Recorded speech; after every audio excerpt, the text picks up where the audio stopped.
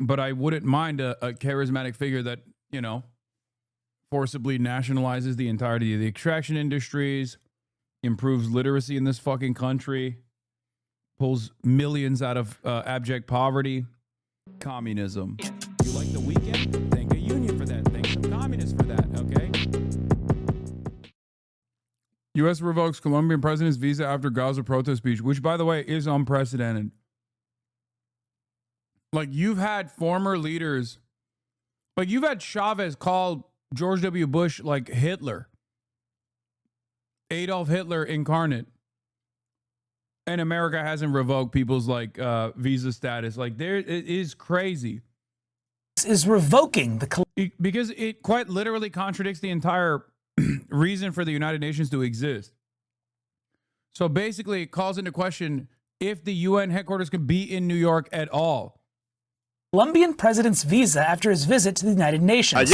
President Gustavo... El diablo aquí. Yeah. He called George W. Bush the devil at the United Nations. He had also called him Hitler as well. But at the United Nations, he just straight up on his speech called George W. Bush the devil.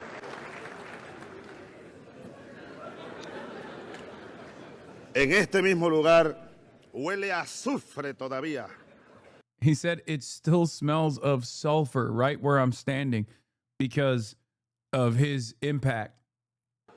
Esta mesa donde me ha tocado hablar.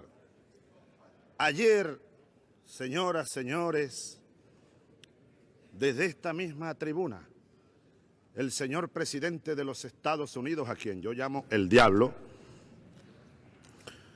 vino aquí hablando como dueño del mundo.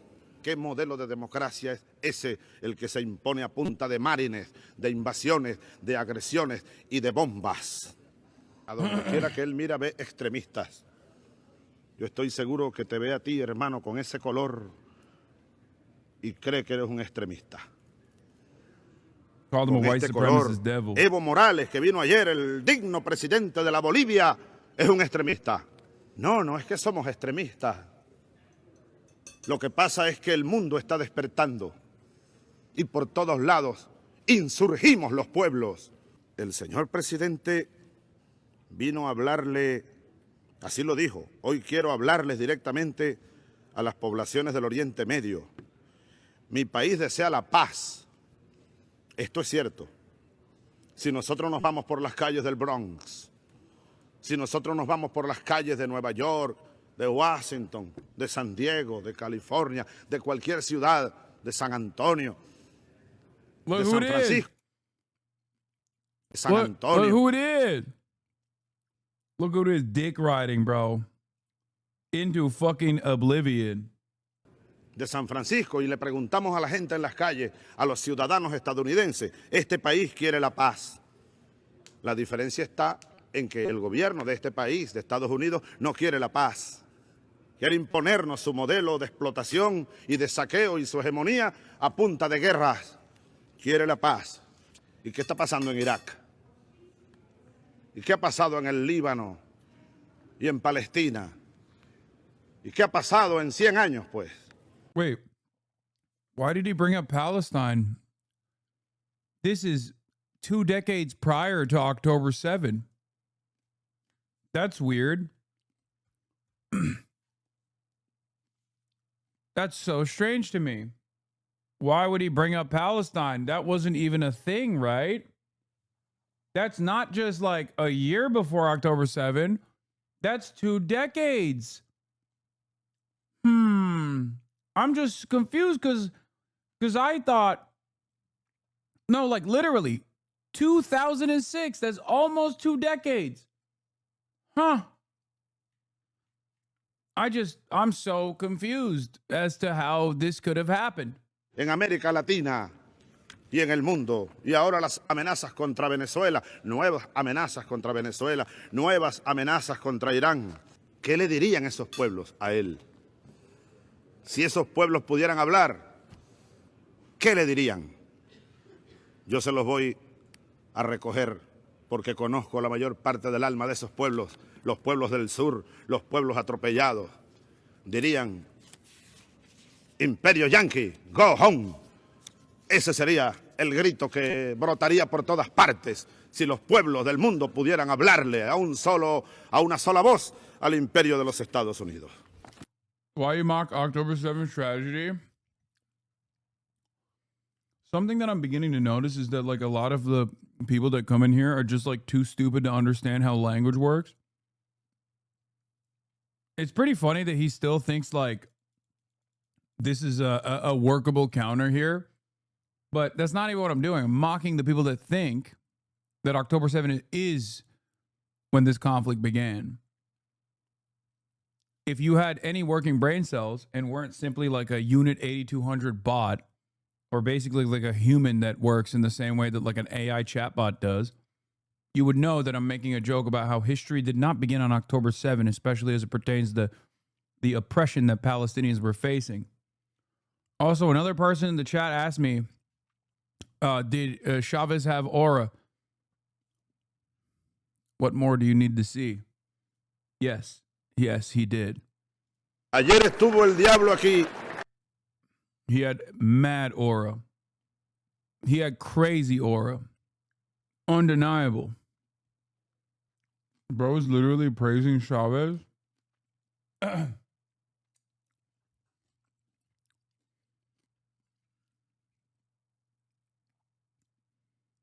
would love to hear you expand on your criticisms of the Venezuelan governance under the directive of Chavez. I feel like you are the man who is going to enlighten everybody here. Gringos, you're lucky your authoritarian wannabe dictator is an idiot like Donald Trump and not Hugo Chavez, someone who was objectively correct about many things and had the charisma to lead millions within and out of the country. I mean, I would like for it not to be Donald Trump, but I wouldn't mind a charismatic figure that, you know, forcibly nationalizes the entirety of the extraction industries, implements a lot of modest social democratic changes, improves literacy in this fucking country, pulls millions out of abject poverty, builds hospitals in rural areas. These are the types of things that I would like for any American leadership to do. Chavez's biggest L, in my assessment, was that he allowed for private enterprise to continue fucking up the bag instead of immediately diversifying the Venezuelan economy by force. He allowed a bunch of these like massive business leaders to actively thwart his initiatives every step of the fucking way, including facilitating a coup set up by the United States of America. You asked me if my big business owners, if my chamber of commerce plots a fucking coup at the directive of the United States of America, and only moments after this illegal coup is implemented, does the American government come out and recognize the new government as the official government of Venezuela? Okay? I'm not letting any of those motherfuckers go along. Like, I'm not letting them fucking breathe the free man's air. I'm seizing their assets. The fuck do you mean? I'm like, oh shit, well, sorry. Oh, you guys own all the grocery store franchises? Fuck, man. That's so sweet because it's really important for every Venezuelan to get cheap groceries. So it's so wonderful that they are now a part of the federal government. I'm asset stripping like a motherfucker. Expropriation. His biggest weaknesses, his biggest problems were, yes, mismanagement to a certain degree, but more consequentially, his inability to diversify Venezuela's output. It's agribusiness. He did not. Juan Guaido Twitch. Chavez expropriated property on live TV, bro. What do you mean? I know. I'm saying there were definitely a lot of sectors that he could have done that to, and he did not do that. He also bad succession planning. That's definitely another problem. Maduro, not so great. I can't believe the real president of Venezuela is in my Twitch chat right now. He didn't know he was going to get hit with the cancer gun? The United Nations to relocate away from New York City. Just an hour ago, he tweeted that he thinks the headquarters of the United Nations should move to Doha in Qatar. Now, at this point, it doesn't seem like Colombia is following up or formally proposing to move the United Nations Net General. Bro, I don't think we should make the UN that close to Israel. No disrespect to anybody, but kind of feels like if you're in striking distance, especially with like one refueling mission from an F-35 fighter jet, probably not the best place to have all of the global leaders get together, you know? I know there's the played out why don't you leave in America, but like, no, for real, why don't you go live in a socialist nation? Like, genuinely asking. Great question. Perhaps I will. If you want the real answer, it's because I'm a stubborn motherfucker. Because no matter how stupid people like you exist, no matter how angry dumb fucks like you get, I still want you to get health care. I still want you to fucking make an honest living and be able to purchase a fucking home and be able to have dumb fuck children with your dumb fuck wife without having fears of financial instability. Okay? I want you to shit out as many stupid fucking kids as you possibly can and make sure that those stupid kids get the best possible fucking education so they can be dumb fucks, but also free of the economic hardships that we are all experiencing. That's what I want. I want you to be as hateful and as stupid as you possibly are, but I want you to be free of medical debt that could possibly saddle you for the rest of your life. Says the 34-year-old man whose mom comes over to make him food. Dog, really? Really? You think that's I take care of my family? Like, between you and I, who do you think is in better financial status right now? Who do you think is having a better time? What the fuck? Yeah, I have a mom who loves me. And it's my dad who's making my shit. I got my shit together and I'm free, buddy. Okay. All right. You say so.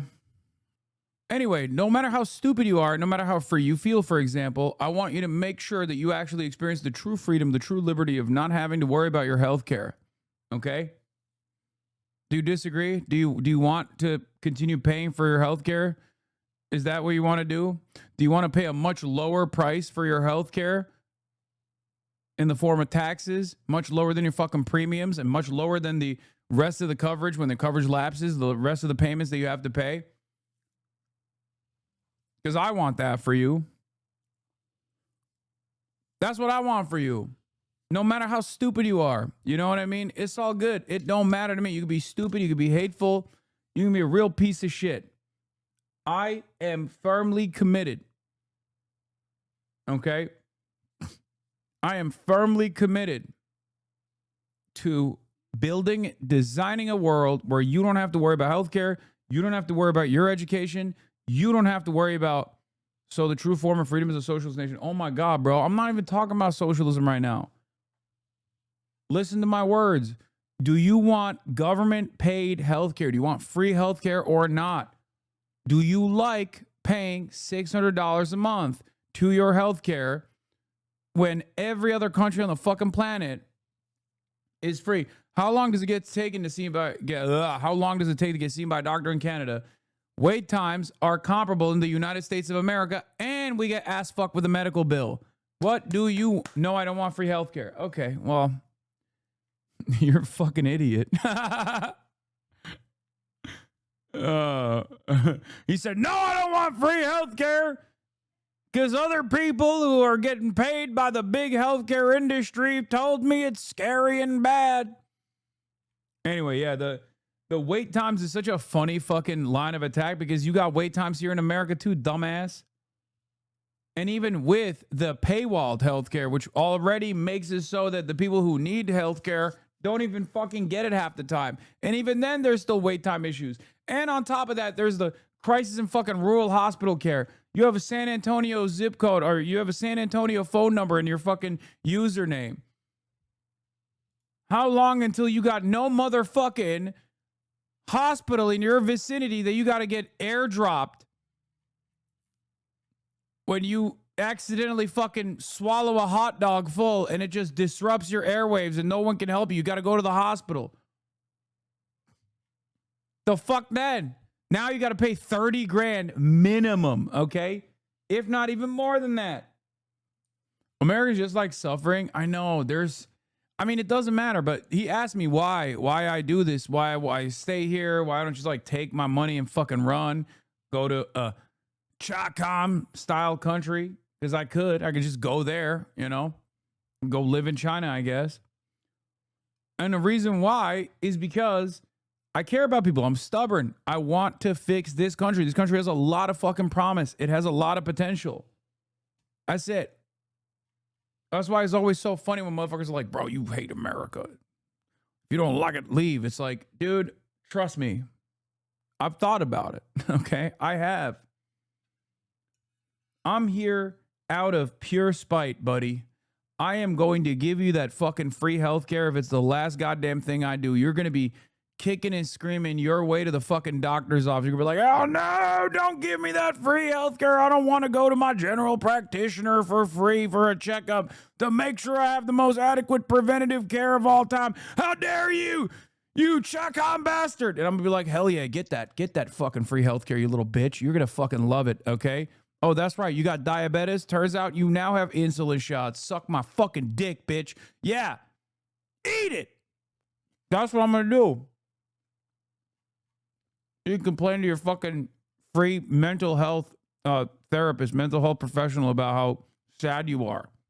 Assembly to another country, but it shows the fact that Petro has an appetite for a fight and doesn't seem to be intimidated by this latest move from the Trump administration, which comes after a long string of clashes between Washington and Bogota.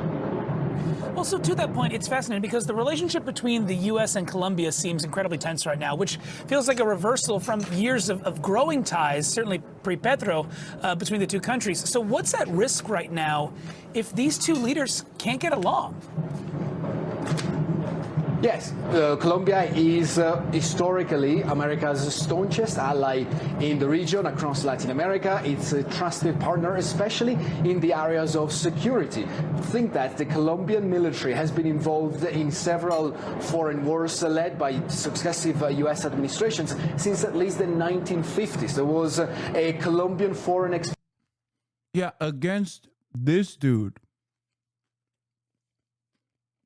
Yeah, literally against the guy who's now the president.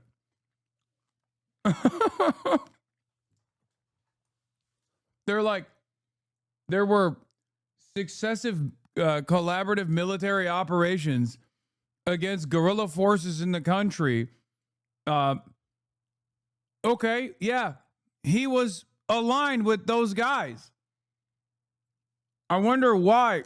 I wonder why that same security collaboration doesn't work any longer.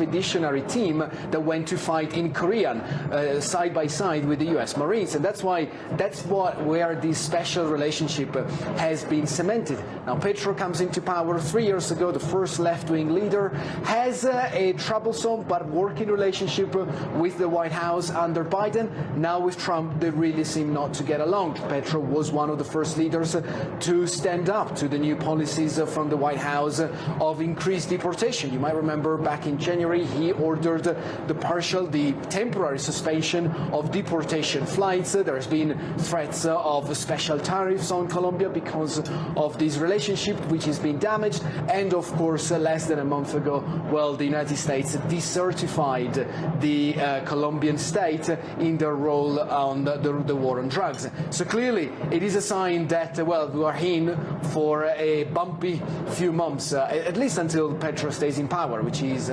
until the next summer. He's due to give up his mandate in July 2026, Danny. Yeah, a lot more to watch in this space, especially as tensions with Venezuela 100%. continue to increase as well. Stefano, thank you so much for your time. We'll leave it there.